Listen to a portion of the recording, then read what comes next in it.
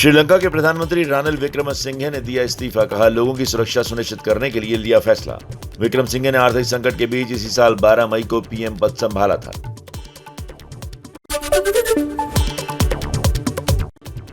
श्रीलंकाई मीडिया के मुताबिक श्रीलंका के राष्ट्रपति गोटबाया राजपक्षे 13 जुलाई को देंगे इस्तीफा। स्पीकर के हवाले से यह खबर श्रीलंका की मीडिया ने प्रसारित की है।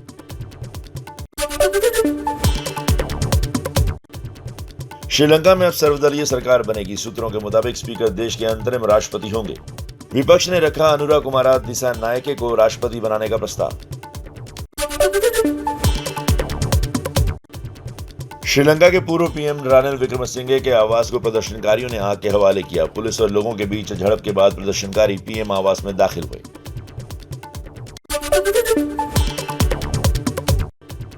श्रीलंका में आर्थिक और सियासी संकट गहराया। राजधानी कोलंबो में राष्ट्रपति गोटबाया राजपक्षे के खिलाफ लोगों ने जोरदार प्रदर्शन किया। झड़प में 6 पत्रकार समेत 64 लोग घायल।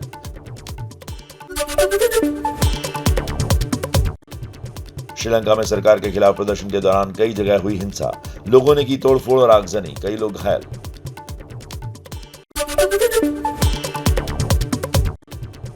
श्रीलंका में प्रदर्शनकारियों ने राष्ट्रपति भवन पर कब्जा किया। बिगड़ते हालात को देखते हुए सरकारी आवास से भागे राष्ट्रपति राजपक्षे। हालांकि ये किसी को नहीं पता कि राष्ट्रपति कहां गए हैं। सुरक्षा बलों ने प्रदर्शनकारियों को रोकने के लिए आंसू गैस के गोले दागे और पानी की बौछार की। फिर भी प्रदर्शनकारी सुरक्षा घेरा तोड़कर राष्ट्रपति भवन के अंदर घुसे। स्विमिंग पूल में मचाया हुड़दंग।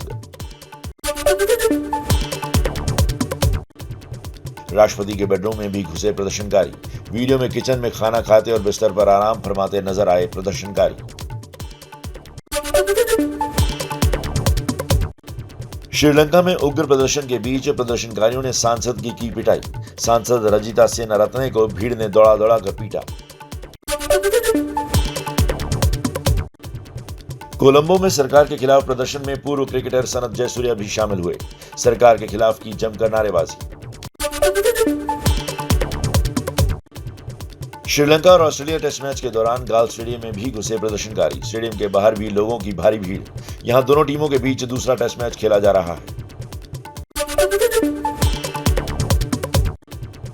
आर्थिक संकट से जूझ रहे श्रीलंका में पेट्रोल डीजल की भारी किल्लत। पेट्रोल पंप के बाहर लोगों की लंबी लाइन लगी। अब तक के सबसे बड़े आर्थिक संकट से जूझ रहा है श्रीलंका। अमरनाथ गुफा के करीब वाले इलाकों से अब तक 16 शव बरामद किए जा चुके हैं।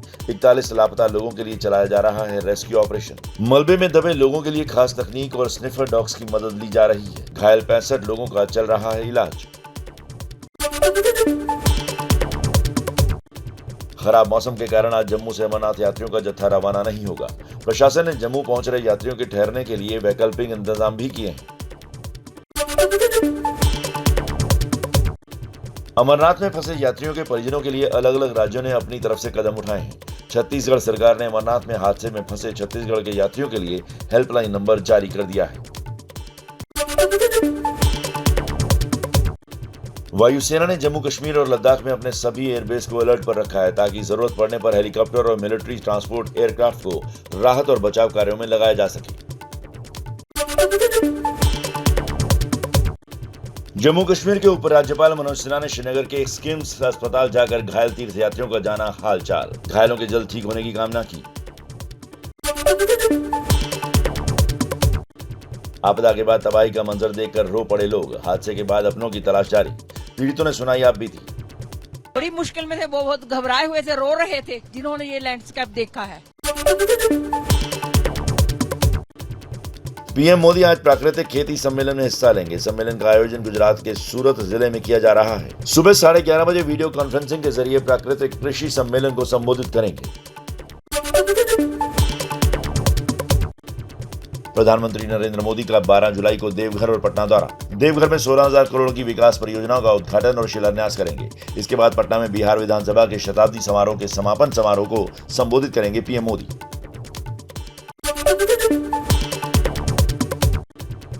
दिल्ली में गृह मंत्री अमित शाह के आवास पर महाराष्ट्र मंत्रिमंडल को लेकर बड़ी बैठक। बीजेपी के राष्ट्रीय अध्यक्ष जेपी नड्डा और महाराष्ट्र के डिप्टी सीएम देवेंद्र फडणवीस ने बैठक में हिस्सा लिया।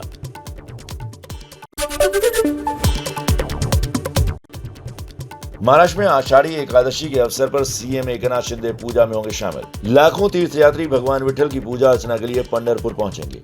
महाराष्ट्र में धूमधाम से मनाई जाती है आषाढ़ी एकादशी।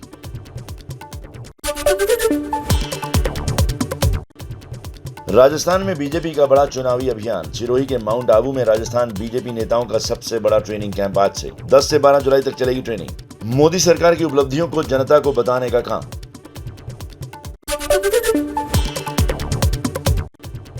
एमपी के सीएम शिवराज सिंह चौहान की दबंगों को चेतावनी। मंच से बोले, यह मध्य प्रदेश है जहां आतंक मचाने वाले बुलडोजर से रौंद दिए जाएंगे।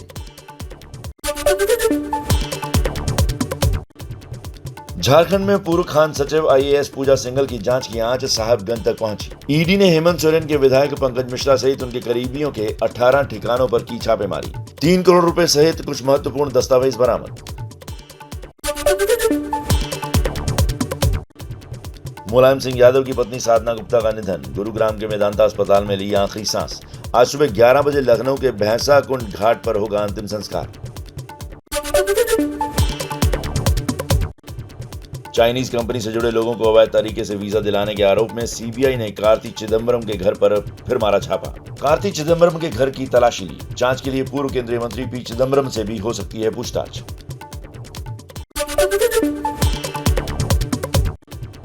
महाराष्ट्र के मुख्यमंत्री एकनाथ शिंदे और उप मुख्यमंत्री देवेंद्र फडणवीस ने दिल्ली में प्रधानमंत्री नरेंद्र मोदी से की मुलाकात। राष्ट्रपति रामनाथ कोविंद, राजनाथ सिंह और जेपी नड्डा से मिले शिंदे और फडणवीस।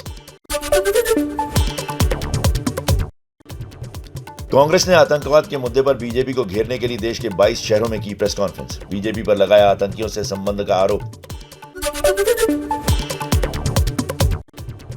बीजेपी ने कांग्रेस पर किया पलटवार। बीजेपी प्रवक्ता संबित पात्रा ने कहा, कांग्रेस को आतंकवाद से प्यार है। सोनिया गांधी ने 26/11 के आतंकियों को बचाने का काम किया।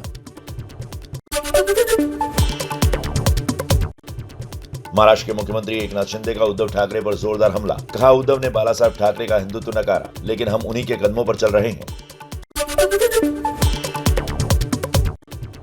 शिंदे गुट के विधायक दीपक केसरकर का संजय राउत पर बड़ा आरोप। बोले, संजय राउत शिवसेना के प्रवक्ता हैं, लेकिन मन से वो एनसीपी के हैं।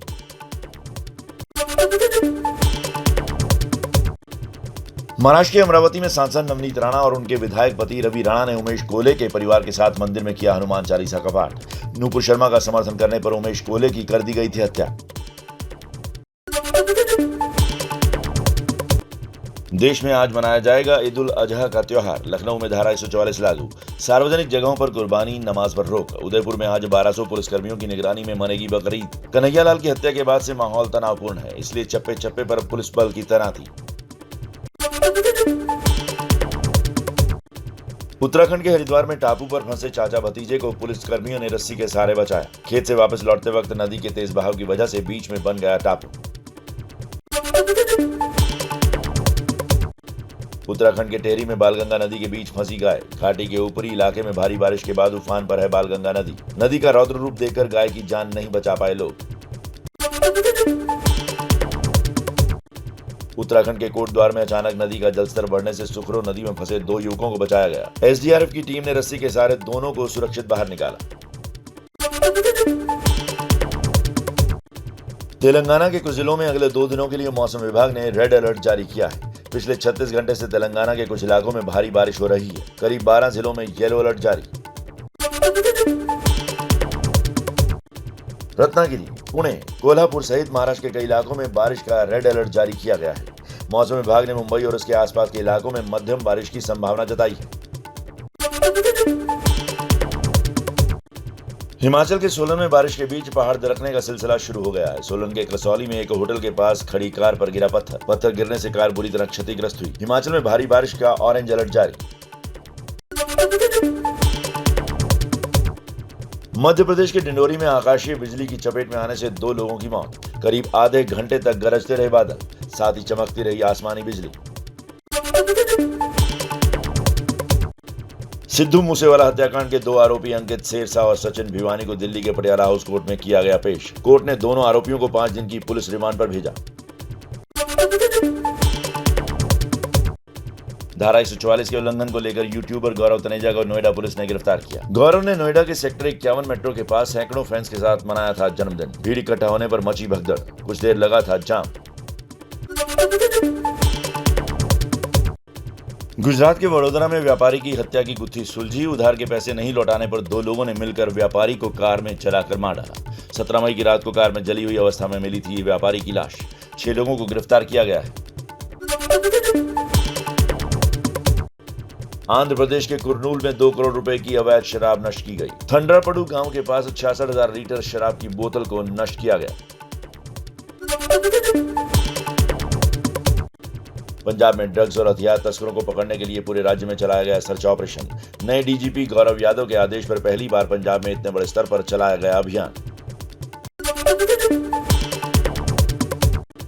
नशा तस्करों के खिलाफ पंजाब पुलिस का एक्शन। जालंधर में छापा मारकर कुछ घरों से बरामद की ड्रग्स। आरोपियों में महिलाएं भी शामिल।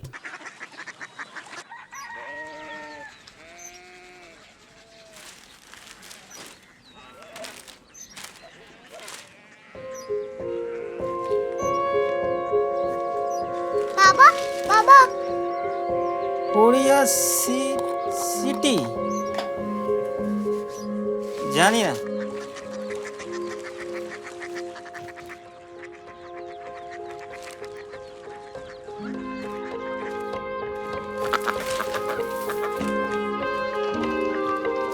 Korea city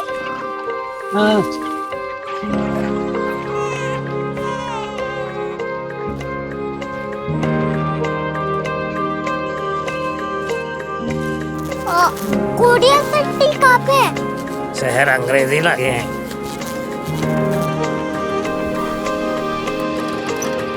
Korea city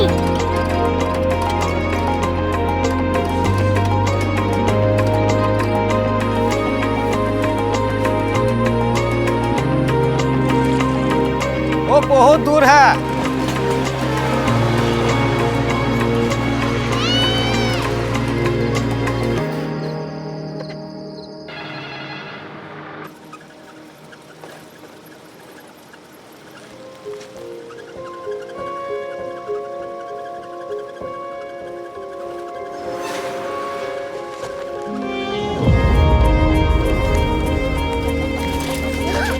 Korea city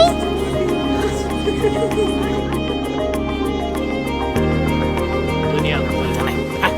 कुछ लोग बड़े होते हैं। कोरिया सिटी कहाँ है? प्रोफेसर साहब को पता होगा। हो, ये छोटा वाला ग्लोब लगता है और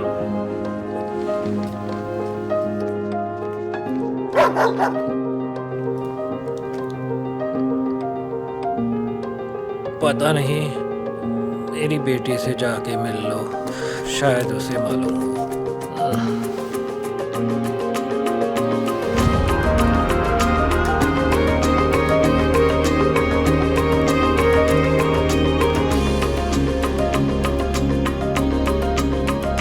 हाय, बाबा ने भेजा है। Come here. Korea city Korea city नहीं, क्यूरियोसिटी। वो क्या? That's what brought you here. जो तुम्हें यहाँ तक ले आया। क्यूरियोसिटी